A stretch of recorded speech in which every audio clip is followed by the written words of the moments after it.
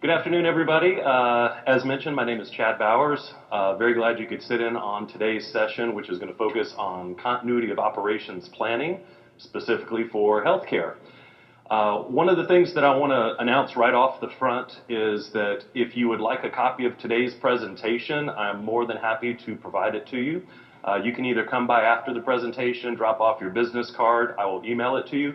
We also have a booth located just outside the doors on the left. So look for the BOLDplanning booth. We're glad to answer any kind of questions that you might have, any specifics about your operations relating to COOP. So let's go ahead and get started. We've got about a 75-minute session and a lot of material to cover, so I'm going to cover as much as I can. There is going to be a question and answer session at the end as well, so we'll go around the room, see if there's any specific topics that we can talk about regarding your operations. So the way I've broken this down is into three pieces. So the first thing I want to do is I want to talk about basic overview of continuity planning. Before we jump into the details of the plan, let's talk about what this plan is intended to do, the major pieces that go into it, and give you kind of a broad spectrum.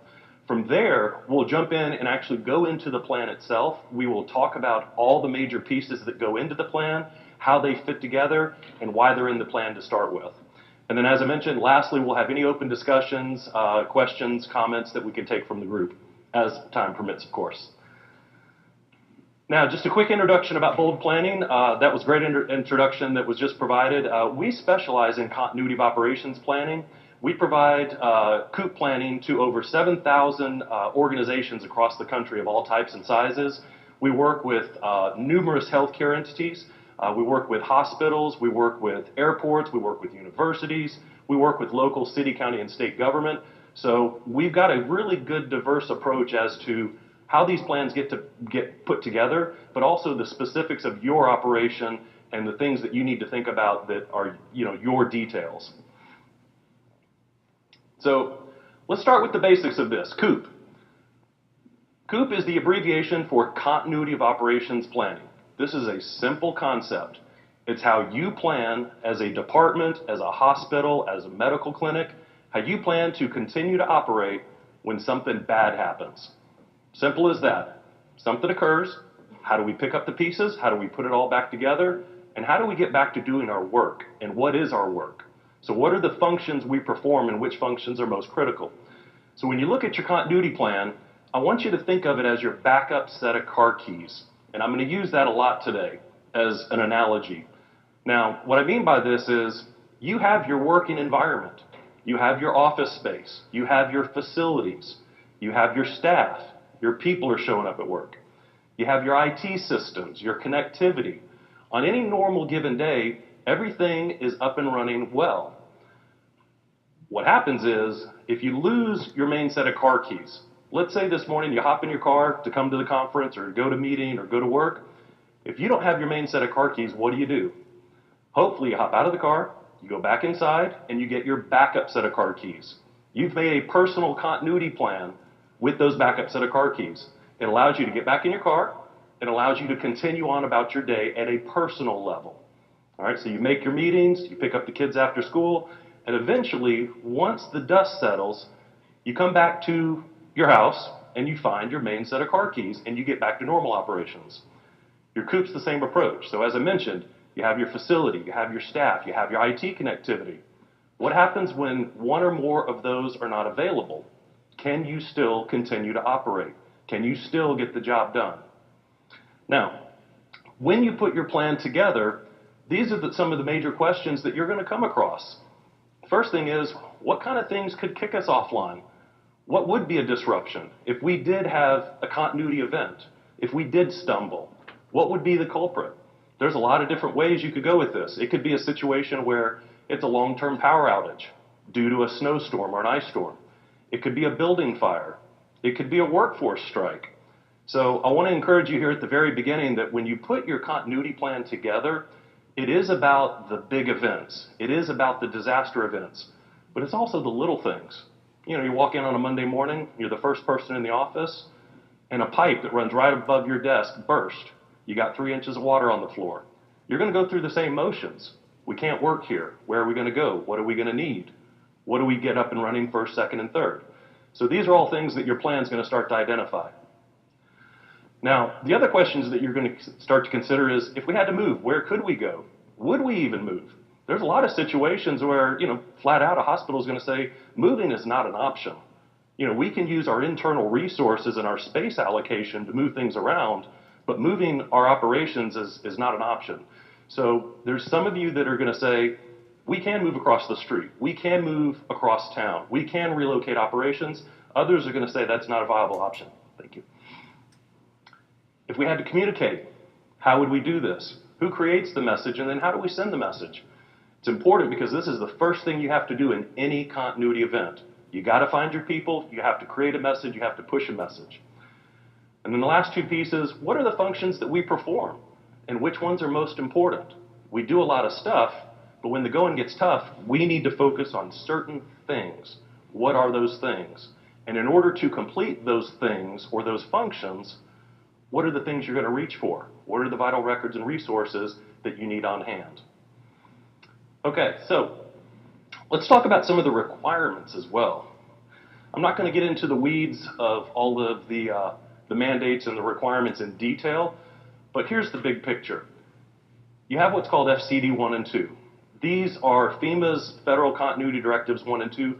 These were put together shortly after Katrina, because what happened was the government, FEMA, the United States basically realized that we were woefully unprepared. We lost a lot of data. We lost a lot of information from that disaster, things that couldn't be replicated, things that couldn't be brought back. So they established FCD 1 and 2, which mandates that all executive level agencies have to develop a continuity plan. Now from that, you also have Continuity Guidance Circular 1 and 2, CGC 1 and 2. And this is also developed by FEMA, Department of Homeland Security, but it's specific to city, county, state government, and tribal. And it basically says, if you're going to do a continuity plan, here's how it should be structured, these are the words you should use, this is how you put it together. And then also from that, you have the Joint Commission, so we have our JCO requirements, we have our ASPR, and we have our HPP, Hospital Preparedness Programs. So what this all amounts to is that there's been a realization that during any type of event, you're always important. But when the crisis hits, you're paramount. Your operations have to be up and running. So when you look at this, whether it's an event that just affects you, or if it's an event that affects the region, you have to be up and running, because not only are you going to be busy, you're going to be triple busy because of the people that are coming in. And you know this. So this is why you're starting to feel the pressure of, you need to have a continuity plan. You need to make sure it's maintained and updated. It needs to be practiced, because your doors have to stay open, no matter how tough the going gets. All right? Now, the major pieces that go into the plan. I'm going to get into more detail, but this is a high-level overview to discuss up front. So it's all going to be about your contacts. We're going to start with your people. Who makes the decisions within your department or your operations, and giving them responsibilities. When the going gets tough, this is what we're all going to do. This is what we're going to be called on.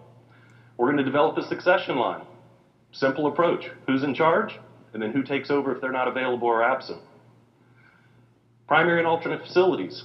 Again, how do we identify where we work, and also how do we identify where we would go if we lost that location? So your primary locations, and then your alternate facility strategy. Your essential functions. What it is that you do as an organization. What are the most important things that you perform, and which ones have to be corrected and recovered soonest? The vital records and resources. Again, the things that you need in order to perform your functions. Systems, software, databases. And again, lastly, communication. How do we create a message? How do we push a message? Now let's talk about a couple of definitions or acronyms that get very confusing. So when we do trainings, when we develop plans for our clients, this is one of the things they typically ask us is, what's the difference with all this? How does this all work? So we're going to go through, you have continuity of operations planning, COOP. You have business continuity planning, BCP. You have continuity of government, COG. And then you also have disaster recovery planning, DR planning. So here's how this works. A COOP plan and a business continuity plan, BCP, are identical. There is absolutely no difference. All right? The only difference is the name. Now, the reason for this is, as I mentioned a few minutes ago, FEMA developed FCD 1 and 2 and CGC 1 and 2, and they called it COOP, Continuity of Operations Planning. Businesses for years have been doing what's called business continuity planning. They understood that if we hit a speed bump, if something happens, we have to pick up the pieces and get back to business. Otherwise, our business dies. All right, so they have business continuity plans. And it typically, their plans are very specific to profits, losses, supply, inventory, manufacturing, things like that. They look at it from very much a dollar and cents standpoint. Now, FEMA, when they created the requirements, obviously didn't call it a business continuity plan because a lot of the people they were talking to were government. They didn't want to confuse the two. You're not a business, you're a government entity. And so they came up with the name COOP, Continuity of Operations Planning. But as I mentioned, they're identical. So if you have a plan, if you have a continuity plan, if they say, do you have a continuity plan or a COOP or a BCP, the answer is yes. It's all the same thing. Don't get confused by the two. Now, COG, another one. For those of you that might work in city, county, or state health, you hear this word continuity of government. COOPs are the individual plans that the departments put together.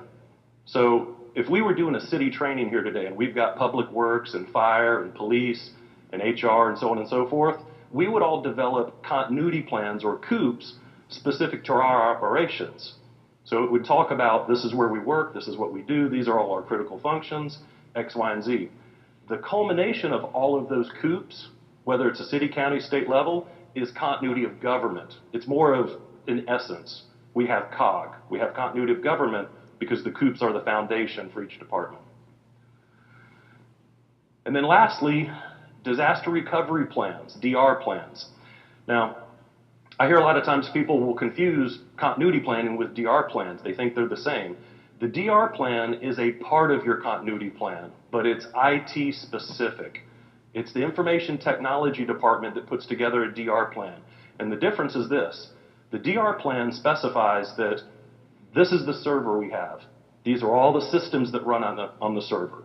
When that server goes out, or when it goes on the fritz, here's how you turn on server number 2. You turn this button, you flip this switch, you do this, this, and this, and then the instance comes up and your systems are back up and running. So DR plans are IT related. So remember, they are part of your continuity plan because you need all your systems to be up and running in order to function correctly, to continue to operate. But the DR and the IT team is who puts together your DR plan. All right, some realities of COOP. So the first thing is they're definitely for big events. And that's what people typically think of is we have the big hurricane. We have the winter storm that comes through town. We have the gigantic fire. But I want to make sure that, especially as you get started with this, if you don't have a continuity plan in place yet, or if you're starting the pieces, start with the little stuff. Because they are for the big events, but they're not just the big events. Remember, it could be the small stuff. You show up, you've got, let's say your second floor, they start popping off some drywall and they find mold behind the walls. It's not the end of the world. There's no sirens. There's no FEMA. There's probably no CNN showing up with cameras and lights. But it's a situation where we can't work here. We have to do mold remediation. We have to close this floor, or we have to move this department from this area to another wing while we fix all this up. So it's a small thing, but it's a continuity event. So you go through the same motions. Again, like I said, plumbing, pipe bursts. You can even have things like workforce strikes. Again, it's not Mother Nature all the time. This could be situations where it's personnel related. And also crime and theft. When we work with businesses, that's one of the things we really emphasize is when you go home on a Friday afternoon and you close up shop, somebody could break in on a Saturday night and steal your computer. And you start to ask those questions of how important is that? How important is the data that resides on that computer? Simple theft, lost it. There we go. Simple theft can activate your continuity plan. So if somebody steals from you, or whether it's an employee, internal or external, that can be a continuity event for you. And then also, they're not just about your buildings. A lot of times when people put together continuity plans or COOPs, they think very facility related, very specific. It can also be, like I said, personnel issues or even technical issues. So you have a long-term power outage. The building's just fine, the people are showing up, but the lights aren't working, and your computers aren't turning on. So it can definitely be different situations. You can have personnel issues where you have the 3 inches of ice on the roads because of the ice storm. So the building's fine, the lights are on, the computers are working, but nobody can get into the office because they can't drive on the roads. All right, so a lot of different ways to look at it. Now, colorful picture. This is meant to symbolize that there is no cookie cutter out there. There is no plan that is going to fit every one of you within this room. All right, you're all different. You're located in different locations. You have different staffing levels. You have different priorities. You have to develop a plan that's custom to you. Now, the mechanics of putting the plan together are going to be the same, but there is no shortcut to this. So I just want you to understand that you're all different, but what I would definitely encourage you to do is that as you start to develop this plan and build it, that lean on your nearby partners, other clinics, other hospitals, because I can guarantee you if you have a regional event and the going gets tough, you're going to be leaning on each other for assistance, resources, supplies, everything across the board. All right, so as you start the process, get the people in your area involved and have them go through the process with you. Now, this is not Mechanics 101, but this is the engine approach. This picture is meant to illustrate several things. The first thing is that your organization, again, whether you're a medical clinic, a health department, full-blown medical center, your engine operates smoothly. And your engine is made up of a lot of different departments, parts of an engine. All right, so your departments all fit together to get the job done. So on any given day, the engine's running smoothly. The sun's out, the weather's nice, everybody's showing up on time, the systems are up and running, we're all getting the job done. What this is meant to show you is that all it takes is one part of the engine to break, and it will slowly start to choke the entire engine. So as you go through the process, what you need to do is identify what are the major pieces of our engine? What are the major departments that get the job done? What are the major pieces that go into all this? And you prioritize them, because those are the ones that need to participate with the most enthusiasm and the biggest focus, because they're big pieces of the engine. The other thing this is meant to illustrate is do not let a department skip out or not play ball. It doesn't matter if they're the smallest little bolt on that engine, they serve a purpose. They're there for a reason. So make sure that everybody's identified. Definitely keep yourself prioritized on the big parts of the engine, but don't skip any of the little bolts. All right, they exist. They're part of the engine. They have a purpose. All right, so make sure that they're involved. All right, now let's talk about the plan itself, one section at a time. We're going to break this down into pieces and go through it. Okay, so with contacts, simple concept. With any plan, it always starts with your people. So when you put this together, we want to identify who are the people that are going to play ball? Who are the people that are going to make a decision when the going gets tough? So for example, if you have a building fire, you're not going to have every employee chime in about what they think they should do. You're going to have executive leadership make the decision. So start with your top level people, what we call the top 10%. Identify who these people are and gather their contact information, both work information, but also personal information away from the office. Make sure you know how to get a hold of them during non-business hours. These are going to be the people that you start with at the top. Now, the people you put together, they're going to fall into 3 major people areas within your plan. You're going to develop continuity teams. Again, identifying who's going to do what under certain situations. You're also going to develop lines of succession for these important people. And then also you're going to identify a line of delegations of authority. Who has the authority to do certain things? And if they're not available, who's the backup set of car keys? Who steps in and takes over? Now, as part of your engine, remember, your engine's running smoothly, but there's a key part of this that factors in as well, and it's your vendors. All right? Your vendors are a major part of your engine. They provide services and resources and inventory, a lot of different things. So as you go through the process and you start to look at your engine, and especially your contacts, you need to identify who are the critical contacts that we utilize to operate smoothly. Start with your IT services. Again, IT is so important to your operations. Who's the protector of our systems? How are our systems backed up? And how do I get in touch with these people if the system's offline? You also have security in some cases. So for those of you that might have security in place, identify who the contact is, who the company is, and the provider. You also have your medical supplies and inventory. So these providers, make sure that not only do you have their contact information, but you think about alternatives for them. All right? If they go out of business, who's next in line for them? If they're affected by the event. And then also any kind of monetary or financial services. So all of these are a key part of your operations across the board. All right? You want to identify who they are.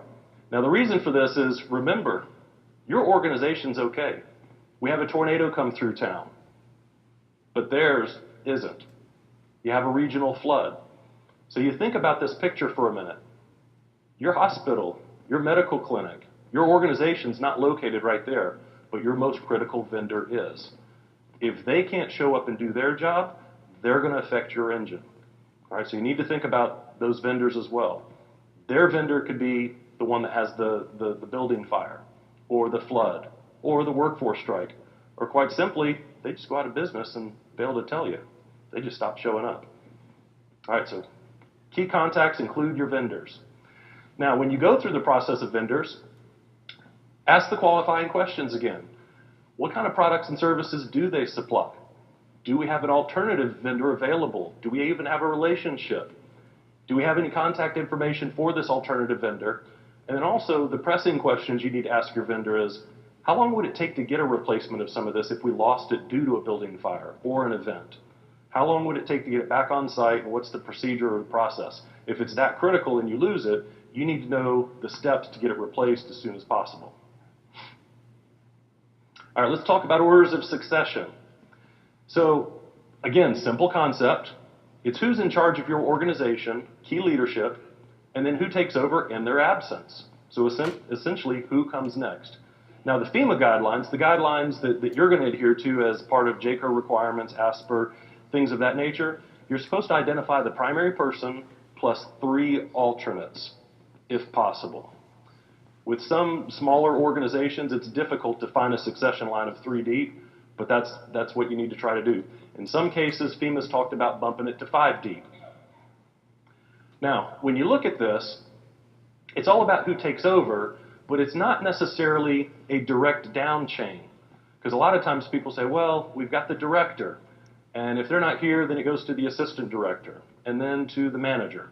But it can also go sideways. So if I'm the director of finance and I'm not available, it may go to the director of HR. So it could go to my left or to my right, director of administration, or it can even go up. So when you do your succession line, it's not all about who's in the down chain, it's who truly would take over in their absence.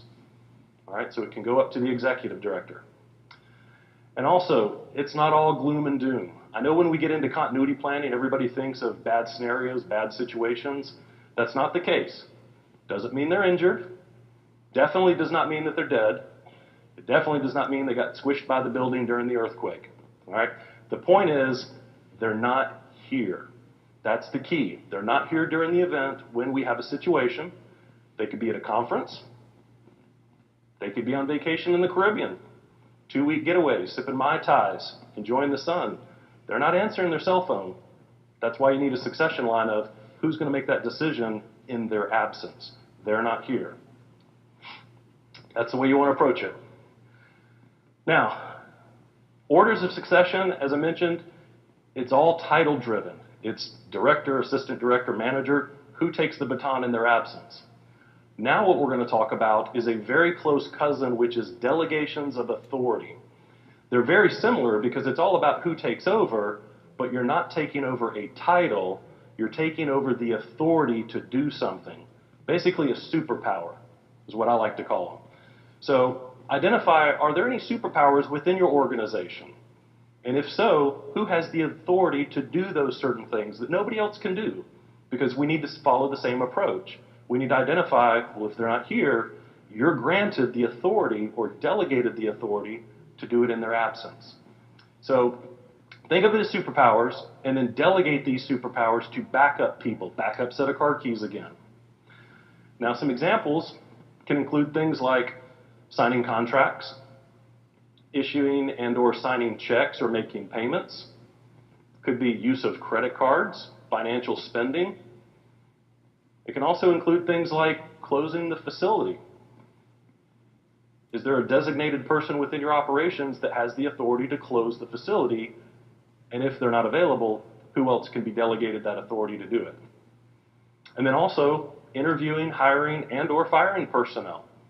So think about your operations, think about superpowers, identify who holds them, but then you put together a memo that basically spells out, in their absence and during a continuity or crisis event, these people can do this that normally are not authorized to do it. So orders of succession, title-driven. Delegations of authority, specific superpowers. All right. Now let's talk about facilities for a minute. Get a drink of water real quick.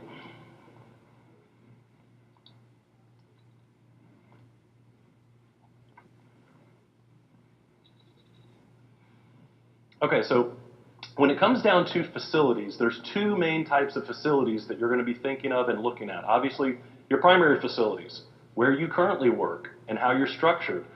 Now remember, with the engine mentality, when you start to break your facilities down, your primary facility, organize it by department. Don't look at the big picture, especially those of you that are medical centers. Don't look at it from that standpoint because you can't move the entire medical center.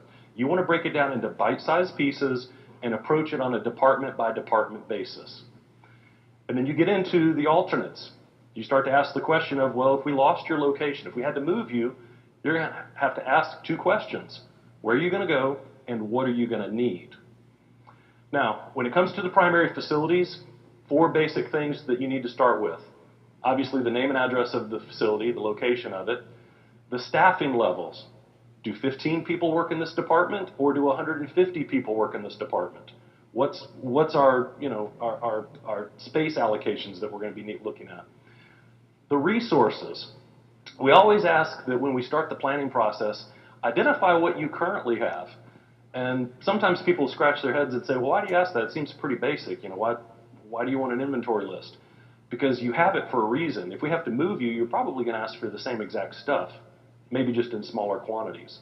So it's easier to walk through an office, walk through a facility, and identify what you currently have, rather than think off the top of your head, well, if you move me, what am I going to need? Trying to pull stuff out of thin air is going to be more difficult, whereas if you identify what you have now, it's going to help answer that next question of, what are you going to need if we have to move you?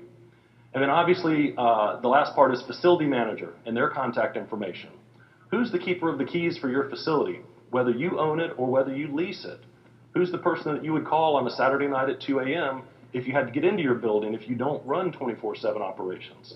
So who's the keeper of the facility, and how do you find them? Now, the flip side of the coin to this is your alternate facilities. Again, where have you picked out to go if you need to move? What's at that resource? So if you move to a different location, maybe you've worked out an agreement with another alternate facility. What's already there versus what else do you need to bring or transport?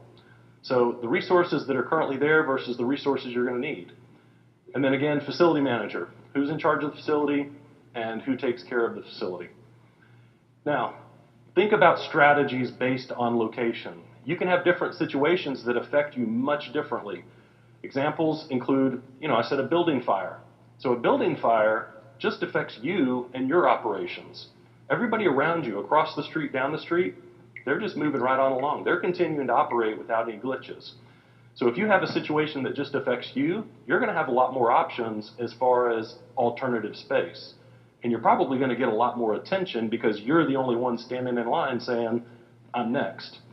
Now, if you have a regional event, happens all the time, things like floods, tornadoes, affects a widespread area.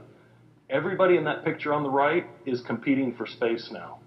Doesn't matter if you're a private business, doesn't matter if you're a college, university, city finance department, doesn't matter. Everybody in that picture is looking for where can we pick up these wet boxes and where can we move to. It becomes very competitive across the board. Cities start competing with counties, counties start competing with everybody else. It goes on and on. So it's key that you have your critical alternate facilities identified ahead of time if possible. So if you can move, go ahead and work out the specifics now. Now, when it comes to that, one of the things that you want to do is coordinate with these owners, meet them. So here's some critical steps that you should take. Number one, visit the facility. If you identify a location, walk through the building, understand what's there, the layout, the space. Talk through where are you going to put us? Where are we going to set up shop? How's this going to work?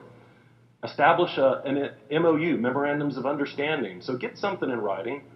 Don't just meet with them and then 2 years later expect them to remember or have this on paper basically. Get an MOU, something that you can revisit annually and make sure that, hey, this is what you said you're going to do. If we have to move, you can even work out MOUs that are the transverse back and forth. So if you plan to move to an organization, they might also plan to move with you. It depends on who gets affected. And then confirm that no other agreements exist. And what we're saying here is make sure they haven't promised that space to other entities. So make sure that you're not going to show up with all your boxes, your employees ready to get to work, and then there's that other organization doing the same thing because they were affected by the flood. Now you have what's called deconfliction. This is typically something that the project manager does at the end of the process of the alternate facilities. And that is making sure that we're all not all going to the same spot. All right, so if you start to put together your continuity plan and you've got a lot of departments playing ball and they're all identifying here's where we're going to go if the going gets tough, make sure that we're all not going to the same place because we're not going to fit. So you have to decide if everybody is going to the same place or if you find that there's a lot of people going to the same locations, you have to decide who's got first choice, second choice, third choice, and tell others to move on. They have to pick something else. Now, when it comes to your alternate facilities, you have what's called security, access, and evacuation, specific to what kind of security you have in place and the procedures that you have for evacuation planning. Now, if you have to move, you ask the question of what are we going to put into this alternate facility and which ones are a priority. So looking at your primary facility again, let's start with the basics of what you have. You're going to start to document what kind of procedures you have in place.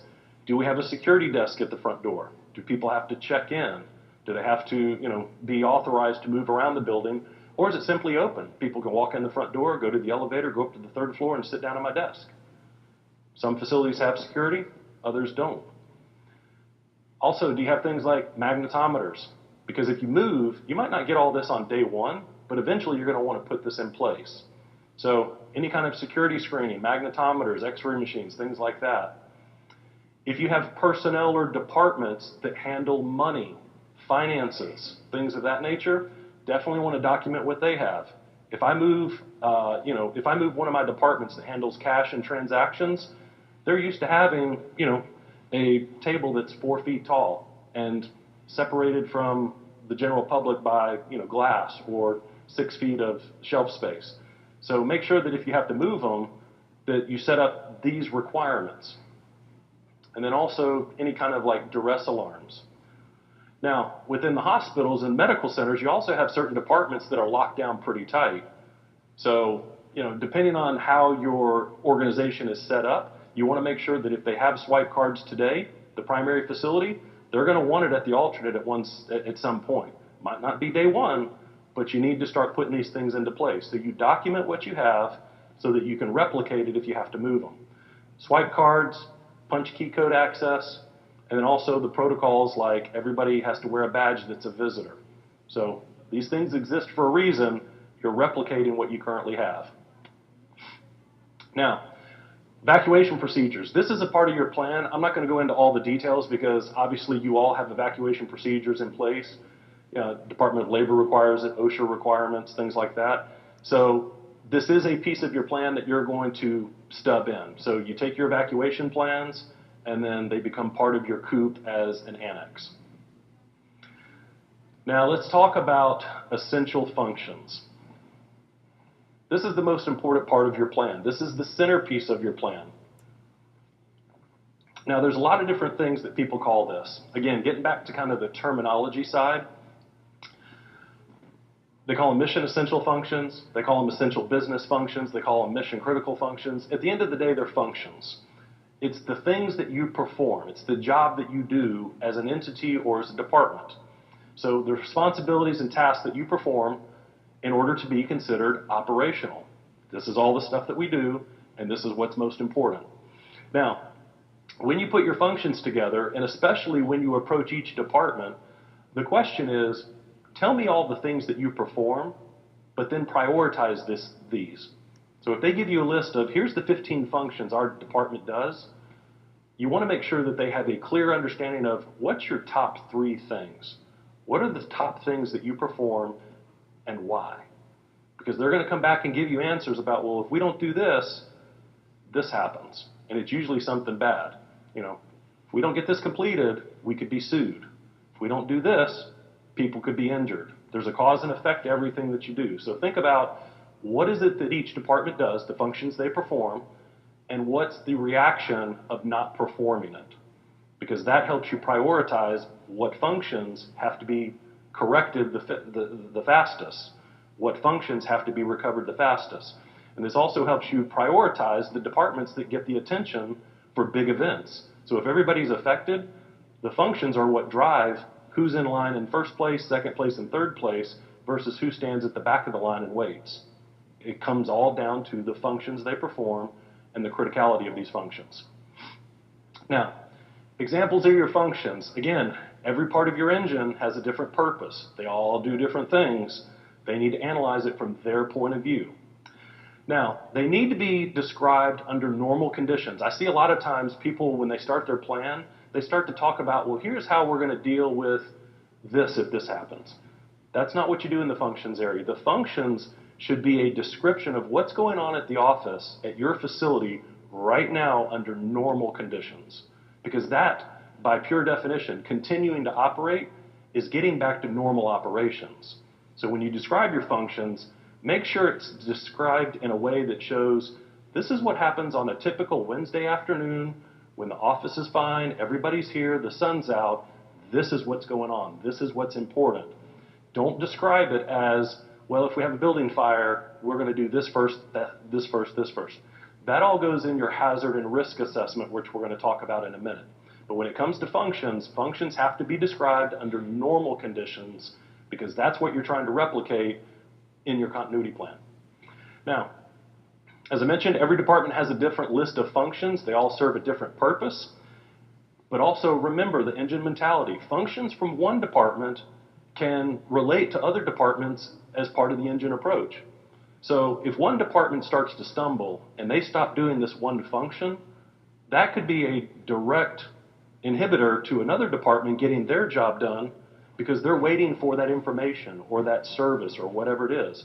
So again, you've got the approach with the engine, which is if part of the engine starts to break, it's going to start to break the other parts of the engine that lock in closely with it. So when you talk to your departments, when you go through this process, you want to ask them some of those questions, which is, if there was another department within our organization that started to stumble, which one would most affect you? And that's where you're going to start to see the correlation. And they'll say, well, if accounting stumbles, then that affects us because this, this, and this. What they're telling you is the functions they're trying to perform. If they can't get this done, we can't get our function done. All right, so there's direct correlation. Now, identify the functions that cause the biggest trouble to your engine if they're not completed. Now, when you put these functions together, you want to look at the interdependencies. So you want to start to think about what's the recipe that allows me to get this function done, this job responsibility that we perform. What are the vital records and resources that we need? What are the things that we reach for in order to get it done? What are the other departments that have to be up and running in order for us to perform this? And or what are some of the suppliers and the vendors? What are some of the critical elements that we need? So the recipe in order to perform any function can differ. Also be aware of your reliance on external resources and have alternatives developed. Again, whether it's a vendor or a supplier.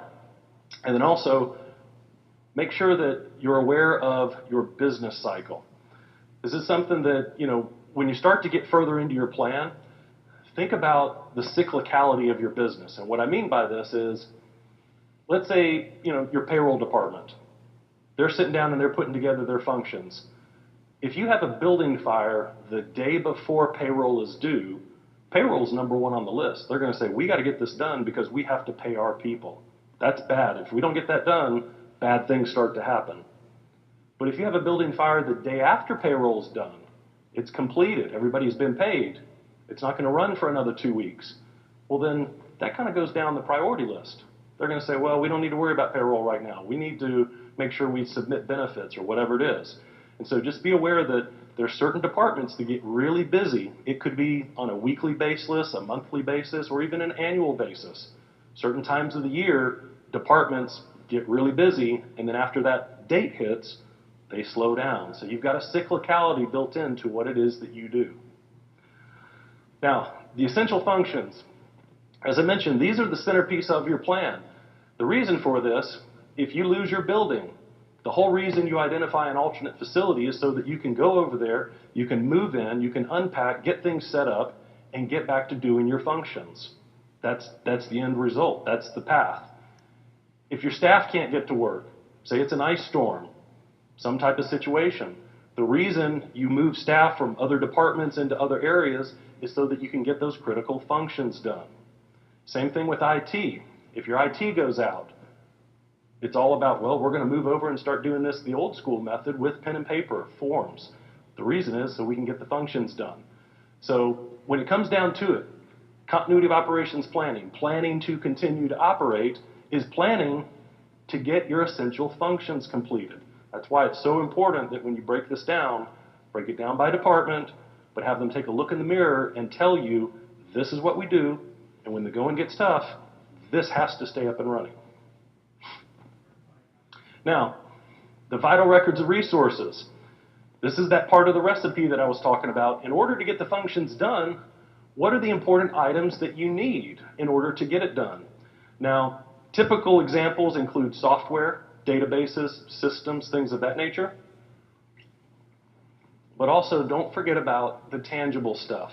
So yes, the XYZ software and the ABC tool, whatever it is, those are vital records resources, but you also have tangible items.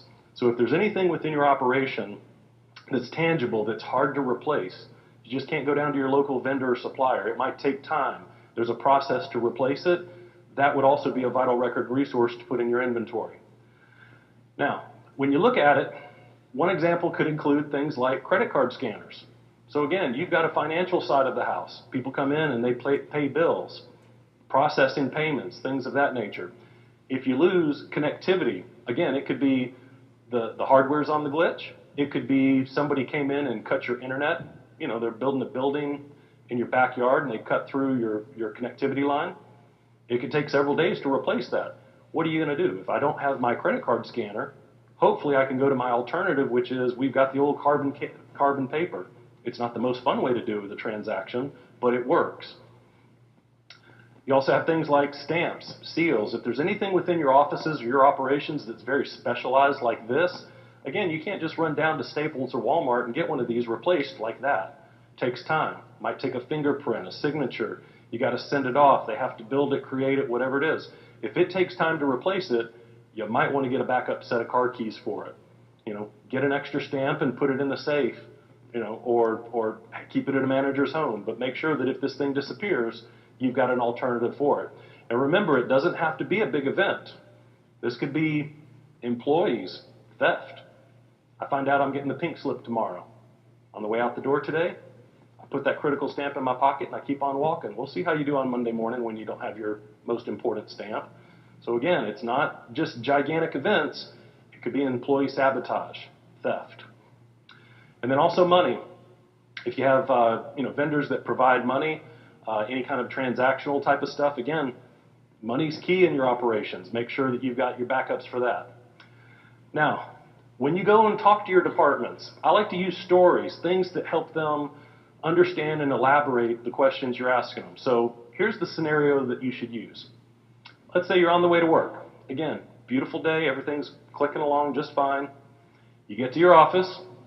It's typically what mine looks like. Laying on my keyboard is a memo from the IT department. And it says, we apologize, but during last night's severe weather event, the data center got hit. this server over here got fried, and the following system or systems is going to be offline for the next 2 to 3 days while we make repairs. So think about that. You're reading this memo, and it's telling you there's going to be a system or systems offline while they correct it and pick up the pieces. What systems do you not want on that sheet of paper?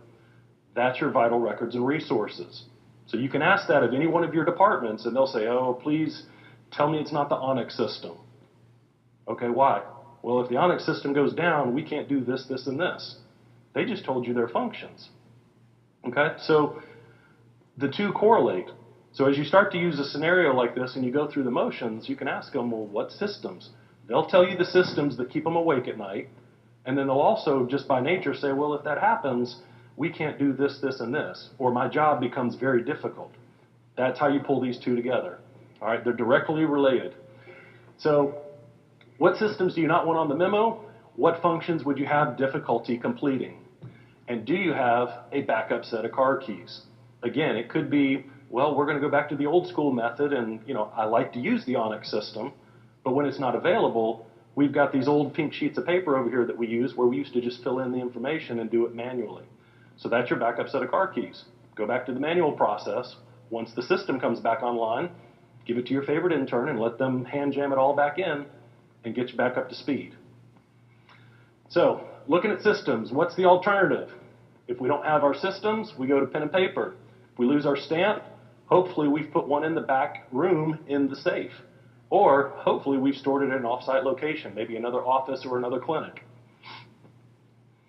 All right, alert notification procedures.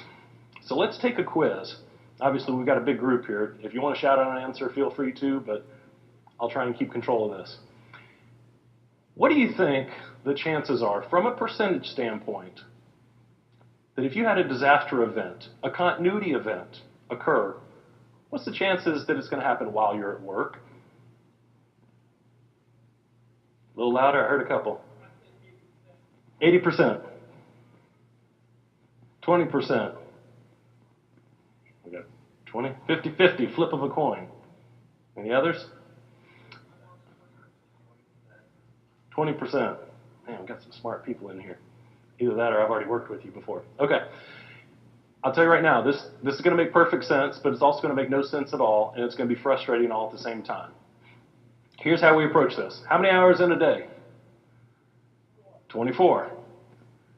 All right. How many hours a day do we go to work?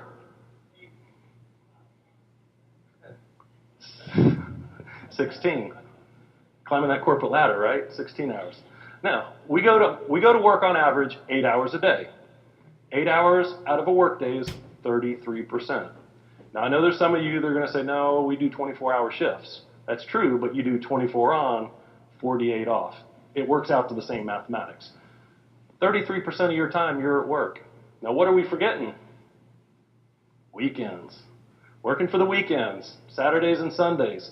Again, there's going to be some of you who say, well, I get Tuesday, Thursdays off. Great. We don't work 7 days a week. All right, so we don't work 24 hours a day, and we don't work 7 days a week. When you factor that in, you're only at work 25 to 28% of your time. Now, don't forget vacations and holidays. All that vacation time, all that time we get off. When you factor in things like Thanksgiving, Christmas, remember that 2-week vacation down in the Caribbean, sipping the Mai Tais, New Year's, 4th of July, Memorial Day, Labor Day, it goes on and on and on. Here's the bad news.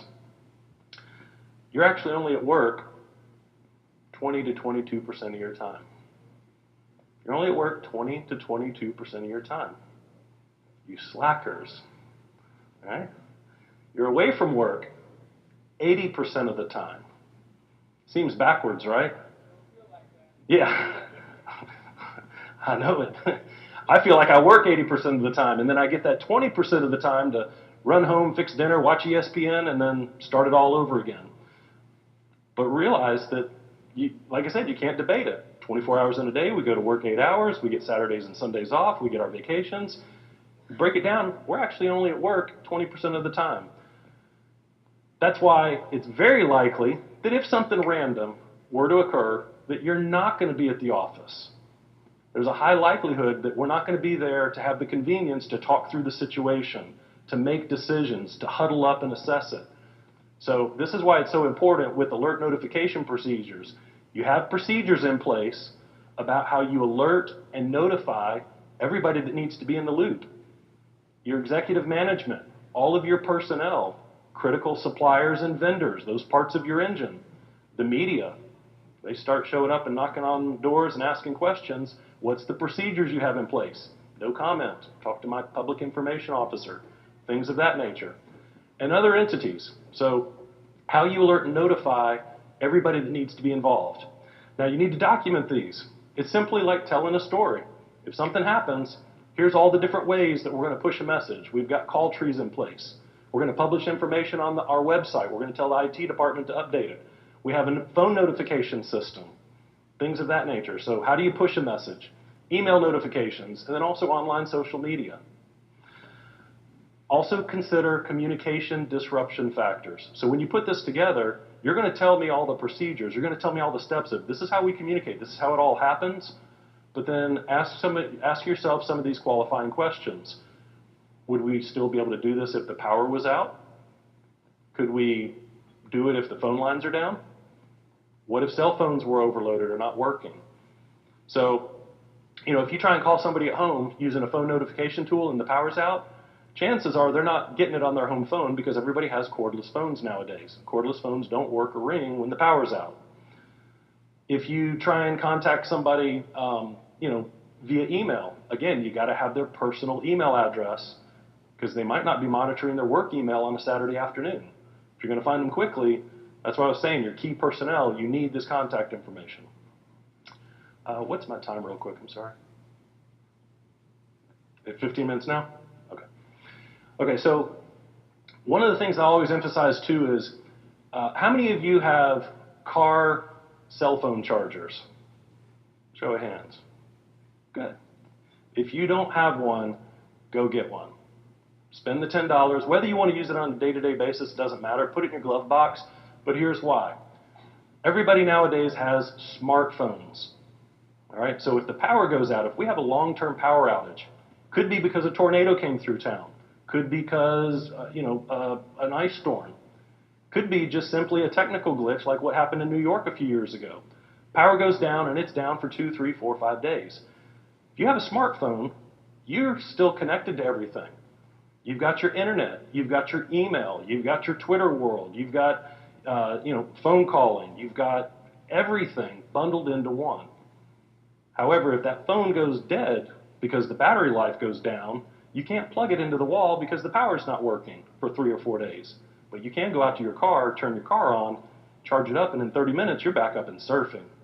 All right, so go get one because if you do have a long-term power outage, that's going to be what keeps your smartphone running and it's going to keep you connected and informed. If you think you're going to go out and get one the day that all this happens, I guarantee you every teenager scarfed them all up. Right? They live and die by their cell phones. They will not let theirs die. You won't be able to find a car charger once it happens. So when you go through your procedures, it's important to establish these procedures, but make sure your people are trained. I can't tell you how many times we'll do a training and we'll talk about procedures, and one of the questions they ask is, do you guys have a hotline number? Everybody says, oh yeah, we got a hotline. We just call it up and find out if we have to go to work or not. What's the number? I don't know. So they know there's a number, but they don't know what the number is. If that's your case, if you have a hotline number, and if you're not doing this already, put it on the back of your name badges, your employee badges. You always have them at work. You always have them pretty close when you're at home. They're either in your wallet, in your car, in your purse. So it's a really good resource. It's simple. For questions about opening, closures, delays, etc., here's the hotline number on the back of your badge so you can train your people. The main tip for all that is it's the first thing you have to do. Doesn't matter if it's a big event, small event, when it happens, what happens, you got to find your people. All right, so you have to have these procedures in place about, again, who creates the message and how we push the message to everybody. Now, hazards and risk assessment. This is a really big piece, not only of your continuity plan, but also your emergency operations plan or comprehensive emergency management plan. So depending on whatever you want to call it, you have to assess what are the hazards that we're prone to, what are the risks that we face, and which ones are most potential, which ones cause the biggest disruption. So when you go through this, identify the risks that you face and the potential impacts that they pose to your organization. And you're going to have different risks across the board. Some of you might have a facility that's right next to the river that floods every 5 years. Flooding is going to be pretty high on your list.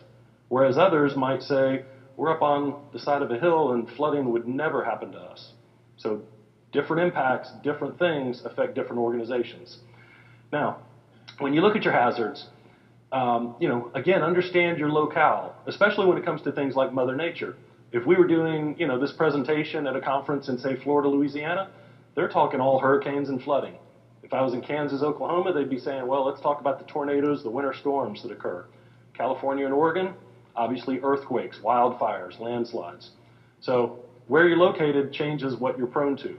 Now, when you put your hazards together, with this being emergency preparedness, I know that you're very familiar with most of this, so I'm going to breeze through it, but you've got your natural events.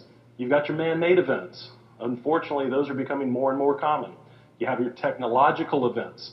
Again, how would you operate if the IT systems go down, or if you have a computer virus attack, or long-term electrical outage? How would you bounce back?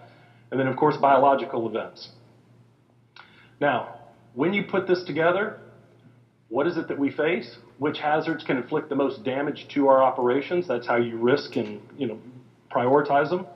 And then also a checklist of what we do before, during, and after each of these hazards.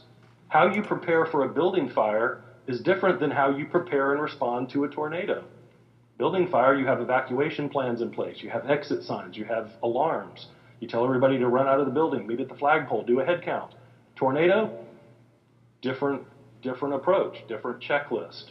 So when you put your hazards together, you prioritize them of these are the things that concern us the most, they're most likely to happen, or they're going to have the biggest impacts.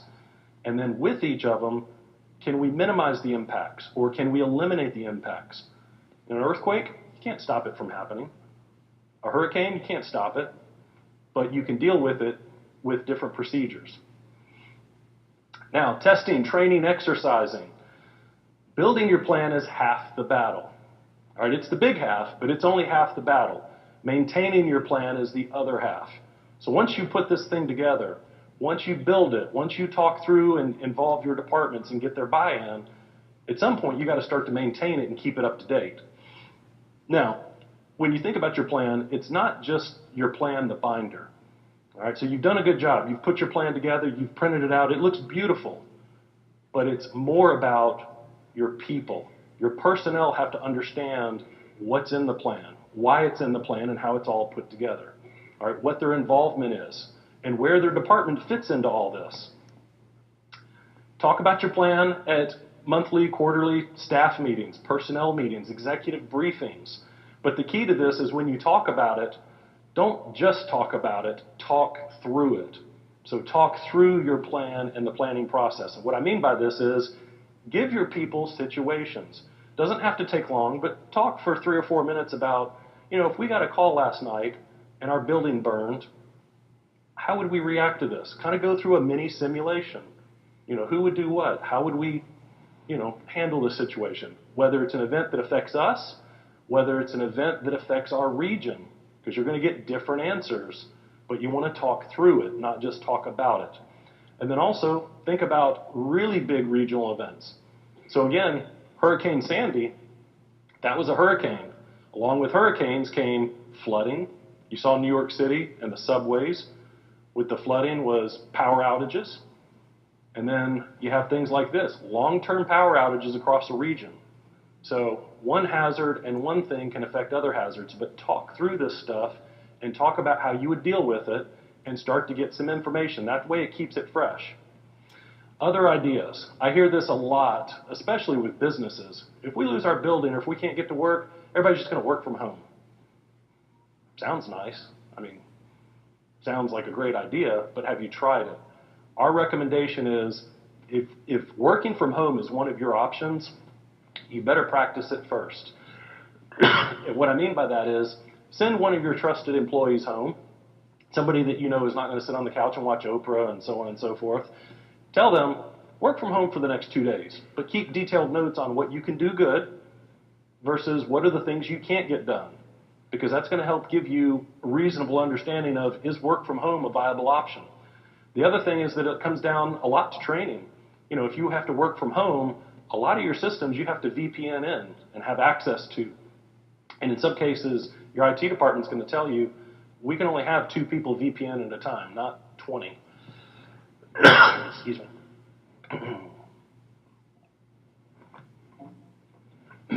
Okay. There we go. So the last one is tabletop exercises. Run some simulations. Come up with an idea, a storyline basically, present it to your group, and then talk through how would we deal with this. So testing and training, it's one of those things that you can do at the end of the process, but it's one of the most important as well. You've got to start it. You've got to train your people. You've got to teach them about what's in the plan. It also helps identify, when you do these trainings, identify the gaps of, hey, we thought this was going to go a certain way, but what we realized is with everybody's input, it's not really a good option. It's not going to happen that way. So definitely train your staff and then learn from your exercises. Update your plans accordingly. Now, the last part about plan maintenance is when you put this thing together, again, you got to maintain it over time. This is the other half of the battle. We've come up with what we call the plan maintenance cycle, and it's an approach that allows you to focus on one section of your plan each month, and then over a 12-month cycle, your entire plan's been updated. So if this is something that's on your plate, this is a responsibility of yours, our approach is one bite at a time. How do you eat an elephant? One bite at a time. Don't choke on the process. Break it up into pieces. Update my contacts this month. Put it down. Next month, review my facility information. Put it down. The next month, look at my vital records. So potential issues. The catch-all employee. First thing is, if this is on your plate and you're the only person running the ball when it comes to continuity planning, you need to develop a team. You should not be the catch-all employee. It takes a group environment to put this thing together. A lot of different input from a lot of different directions. It's got to be a shared responsibility. Get executive support. So especially if you're starting this process, get a letter from the top person that says, hey, this is important. We're putting together a continuity plan. This is a priority for us in our organization. Sincerely, the boss. Get that executive support from the beginning. The reason is when you go start talking to these departments and you're trying to gather this information about what are the functions you perform, what are the systems you use, tell me all the secrets to the sauce of how you get all this done. If they don't want to play ball, tell them to see the boss's letter. Okay? So get them involved, but make sure you have that executive support. Don't get caught up in the end of the world mentality. A lot of times people look at this process and they think, well, if something that big happens, they lose focus. They can't even start to think about rational thoughts. Start with little stuff, small disruptions. Remember, you walk in this morning, you're the first one in the office, the pipe burst. It's not the end of the world. There is no sirens. There is no CNN. There's no evacuation. It's just that there's 3 inches of water on the floor. We got to move. Where are we going to go? What are we going to need? Once everything gets put together, what are the functions we start performing first, second, and third, and why? That's continuing to operate. So start with the little stuff, and then you can build it up from there. I'm not important. Remember the engine, that little bolt? The little bolt exists for a reason. You exist, therefore you are important. Keep them involved. Get IT involved from the very beginning. Systems, all of that connectivity is critical. It doesn't matter what you do as a department. All of your systems and everything are vital. Get them involved from the beginning. And then lastly, standardization. So there's a lot of good planning systems out there. When it comes to developing your continuity plans, go look at what the resources are. You know, a lot of times pen and paper, Microsoft Word is not the easiest and fastest and most efficient process. Look at planning systems to help keep all this stuff organized. All right, so the grand finale. Where should we start? The first thing is, don't look for the finish line. Here's the bad news. When it comes to continuity planning, there really is no finish line. All right, so don't look for it because you'll get disenchanted. Just take the first steps. Like we said, start with the basics. Meet with some of your organizational leaders. Explain to them why a continuity plan is important. Walk through the motions of, if this happens, here's how bad we're going to stumble, and this is what it's going to look like if the news gets involved. Gather basic contact information. Start with the easy stuff. Who runs our show, and how do I find them on a Saturday afternoon when they're not at work? because 80% of the time they're not at work. All right, and then ask those basic qualifying questions we started with, which is, what kind of things could kick us offline? If we had a continuity plan activation, what most likely would be the culprit? Would it be Mother Nature? Would it be an IT outage? What would it be? If we had to move, where would we go? How would we communicate? And what are the functions that we have to get up and running first, second, and third? What's priority? Now, as I mentioned, a printed plan, shiny, colorful binder is good, but it's not the key to success. All right, everybody's got those binders. They print them out, they put it up on the shelf, and it starts collecting dust. It looks impressive, but that's not the key. The key is the planning process, doing some of the simple things that we've discussed. Talk about it in your meetings, talk about it with your personnel, give them situations, things they can relate to, and plan through that process. All right? And COOP is also an ongoing process. The reason is people come and go. People change jobs. People get promoted. People get demoted. They retire. Your people within your plan are going to change. Make sure they stay up to date. And then also technology changes faster and faster every day. And then also your organization can change. So let's say you're with a corporation. They kind of morph in with another corporation. They downsize, whatever it is. Your operations and your overall layout changes over time. All right, now with that, questions, comments from the group. Do I have anything specific? And like I said, happy to meet with anybody afterwards to talk in as much detail, but are there any comments, questions from the group that I can address? All good?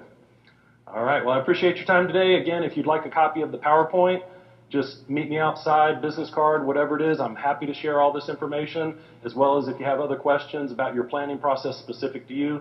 And I appreciate your time today. So everybody, thank you.